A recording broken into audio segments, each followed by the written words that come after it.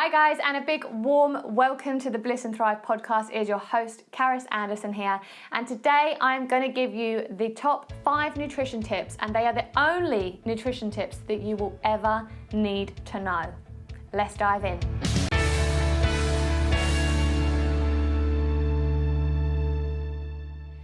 Okay, my lovelies, I know that you are going to want me to sit here today and say, you need to do X, Y, Z, eat this superfood, go on this meal plan and have this exact calorie count and you are going to lose weight.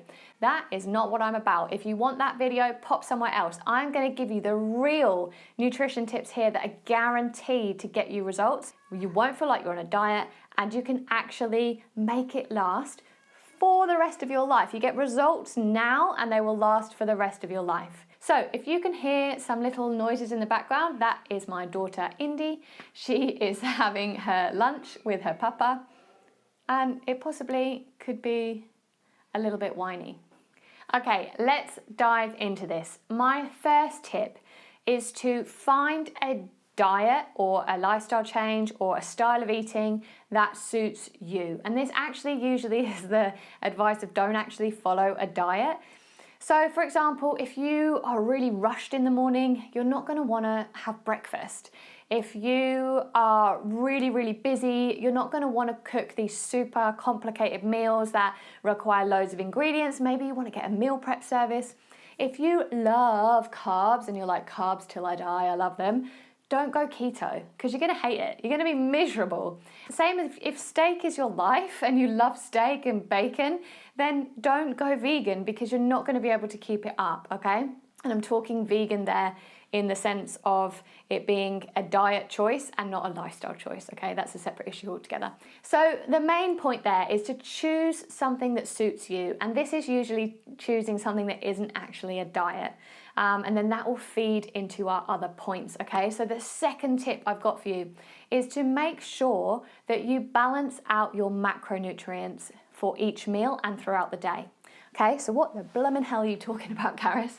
So your macronutrients are your protein, your carbohydrates, and your fats. Just a quick rundown. Protein is like your animal source of protein, as in meat, fish, dairy. Then you have plant-based source of protein, which is like tofu, soy, and your beans and lentils and legumes, stuff like that.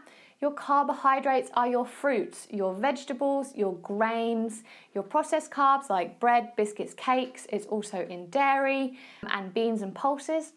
And your fats are things like nuts, avocados, oils, coconut oils, animal fats, dairy fats, and things like that. So back to the point, we want to balance out our meals. So how often have you gone out for a plate of pasta or had oatmeal with banana for breakfast or had toast with jam or had rice and vegetable stir fry and you think, you know, it's really healthy? All of those examples there are just carbohydrates on your plate. And what happens when we just eat carbohydrates is that our blood sugar level spikes. So you get that initial spike in your blood sugar level and your energy goes up and you're like, woohoo, and your brain is like, ding, ding, ding, ding, ding, love carbs, feeling so good. But quickly that blood sugar level comes down, you crash, and it leaves your body going, hey, what did I have that maybe felt so good earlier? I need that again. Okay, I'm going to go for a Mars bar, or I'm going to go for a cup of tea and some biscuits, or, you know, a coffee and a cake, because I need that rush again of carbohydrate. And the fast-acting carbohydrates are usually what we start to crave around that time. So when you talk about sugar cravings, when you talk about energy dips, and I need something to bring my energy back up, it's usually the fact that we've not managed our blood sugar levels. So what do? We add to carbohydrates, protein, and fat. And then that makes a complete meal, and that negates the effect of the carbs on our blood sugar level. Okay, not only that, but it slows down the emptying of the stomach. It also, the protein has a thermogenic effect, so you actually burn more calories. Like everything then comes together in a balanced meal. You feel fuller, you feel more energized, you don't have that crash, you have less cravings, and each meal has its job then, okay? So how does that look? Maybe rather than having your cereal with skimmed milk for breakfast, that's pure carbohydrates. You might want to have something like eggs on toast, because eggs are protein in the white and fat in the yolk, and the toast is your carbs. Rather than having a banana as a snack, you're having like half a banana and some nuts, or maybe with nut butter, and just balancing out that protein, carbs and fat. And I promise you, if you start to look at your plate like this and think, oh shoot, I've not got any protein on here, then you will start to really get the benefits from your food. And when you feel fuller for longer, when you feel satisfied from your meal, when you don't crave sweets or candy anymore, what's happening? You're automatically getting yourself into a calorie deficit, okay? So calories are the energy stored in food, and if we don't use them up as energy, we then store them on our body as fat. So we want to be in that little bit of a deficit, and that will naturally help you do that. So that is my second tip, to balance each meal and even your snacks between protein, carbs and fat. A carb snack on its own has its place, maybe, not even, I was going to say after a workout to bring your glycogen levels back up. I would still put protein with it anyway. Maybe if you're running long distance, you might want to grab some carbs to get your glycogen levels back up. But generally day to day, like us normal people, we just want to balance the shit out of our meals, all right? Okay, let's go into point number 3. And I can't remember what it is, so I'm going to grab my phone. Ooh, this is a good one. So point number 3, sorry, my Essex accent coming out there. We can have a little bit of what we fancy. Okay, you have my permission. A little bit of what you fancy goes a long, long way. So think of it like that. Think of the 80-20 approach to your week, to your days. 80% of the time you are on it. You are balancing that plate. You are full of vegetables and fiber that's going to keep you full. You're having your protein, you're having your fat, you're hydrating, but maybe you just want to have a couple of biscuits with tea.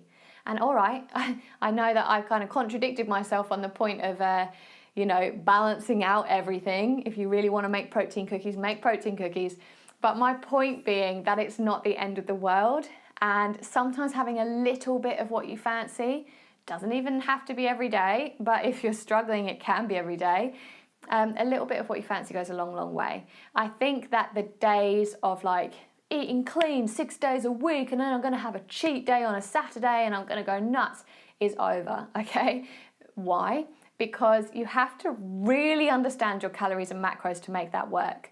So if you think of your daily calorie allowance on 7 days and you stick to your calories every day, but then on a Saturday you blow it and you double your calories, even though you've stuck to your calories every day, because you are upping your calories on one day in that week, it ups your average calories for the week and you won't lose weight.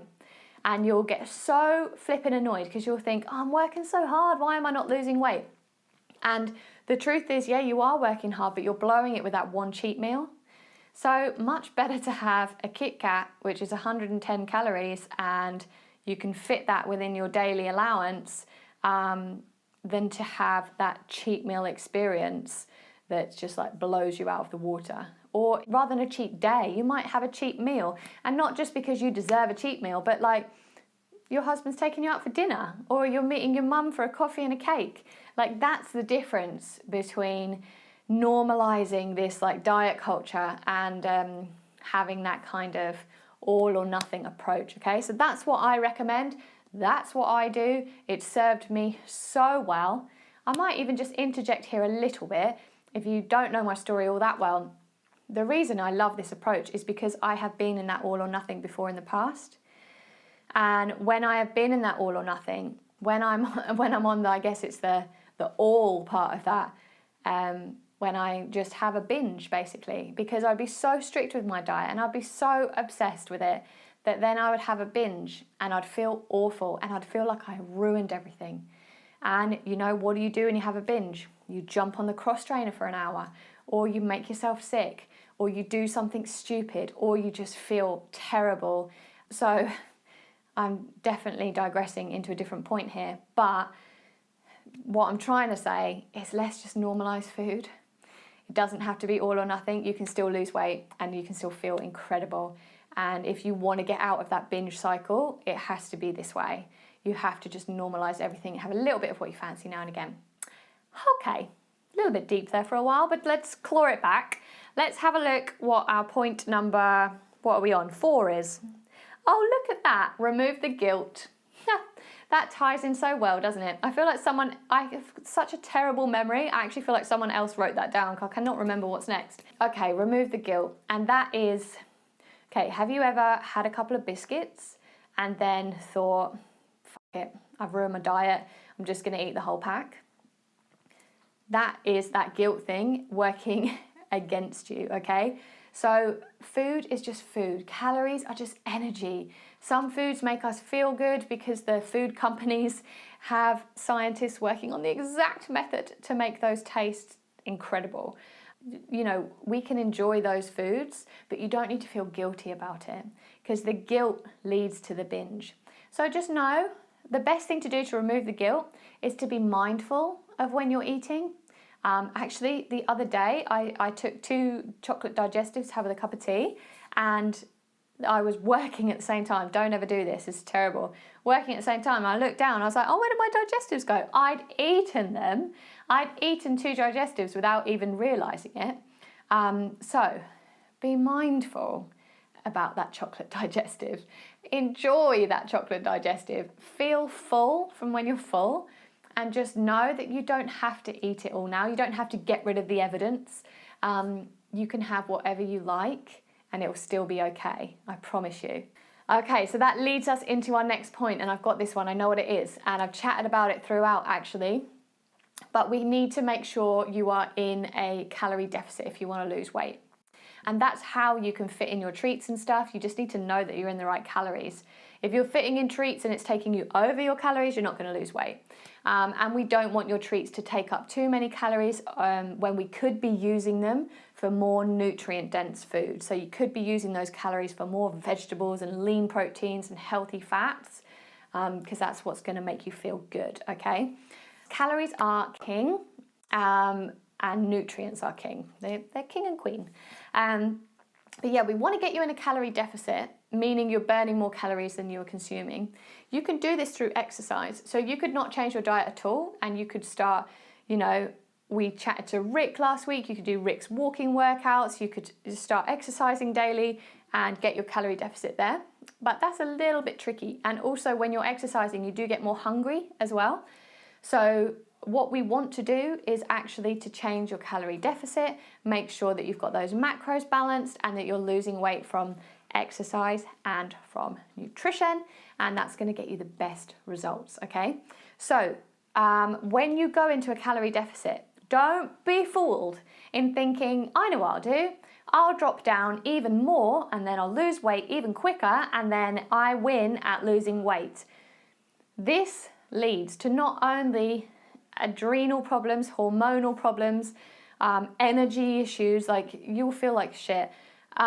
It also leads to yo-yo dieting. So the reason we yo-yo diet is because of the point at the beginning, what you've chosen didn't fit your lifestyle, that it's too hard to stick to in the long run, and that you're just hungry and you've eaten too low in your calories. So when you start to eat normal amount of calories again, what happens? Your body is like, yeah, and you gain more weight, okay? So we don't want to dip you too low. If you're not sure where to put your calories, an app like MyFitnessPal can be so useful. When you're using MyFitnessPal, don't take the calories away or add the calories back in from your workouts. Just figure out your calorie deficit that's going to be for your activity level, for your height, for your weight, and then stick to that as best you can. Within 10% you can fluctuate. Don't go too low. Use an app like MyFitnessPal to figure it out. You could start logging your food to make sure that you're kind of within that. I have a really good MyFitnessPal video here. Note to husband to add that in. And that's what is going to help you lose weight. And what you want to do, if it feels like a big calorie deficit, you can just start to gradually bring yourself down to there, and you'll find that sweet spot where you're losing weight, you're still feeling full, you're energized for your training sessions, and you will just be winning at life basically. And the good thing is, like I talked about with those 7 days, if you have a day where you're up a little bit, you can have a day where you're under a little bit, and you can fluctuate throughout the week to make sure you even out at that calorie allowance over the average of the week, if that makes sense. All right, I can hear my daughter again. Right, I'm just going to wrap that up. So, first one was to make sure that whatever style of eating that you're choosing, that it suits your lifestyle. And always ask yourself the question, what would this look like if it was easy, okay? Second one, balance your plate, balance your macros. Protein, carbs, and fat are your friend when they work together, okay? Get in the habit of doing that, so important. Next one, a little bit of what you fancy goes a long way. Don't think of having a cheat day or a cheat meal. Just normalize food. Have a bit of chocolate if you want it. Know that it's probably not the most healthy snack you can have, but that's okay, all right? We're still standing, we're still healthy, we've still got muscle mass, we've still got our weight under control, and I love a bit of chocolate, okay? Next one kind of follows on from that. Just remove the guilt from when you do eat something like that you deem to be off plan, and just move on. The next day is a new day. You don't have to worry. It's okay. The weight gain will come from when you feel guilty and you just continue and you continue and you continue and you fall off the wagon. Okay, just draw a line under it. It is what it is. Hopefully you enjoyed that food and you enjoyed the moment of eating that food. Be mindful and just move on. Move it on up. I always think of that Heather Small song whenever I say that. Hi, Indy. Okay, last one, because Indy is shouting for me now, is the calorie balance. Okay, just get yourself in a calorie deficit, not too low, but no, if you are not losing weight right now, you're not in a calorie deficit, or you're not in the correct calorie deficit for you, okay? Because there's no way you can be in a calorie deficit and not lose weight. Another quick point on that though, sometimes the scales are not accurate on fat loss, so don't just go off the scales. I have another podcast on that, putting it here.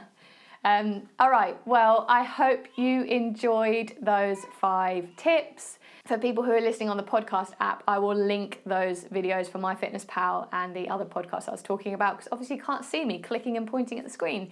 But if you're listening on the podcast, make sure you subscribe. If you're on iTunes, leave a review.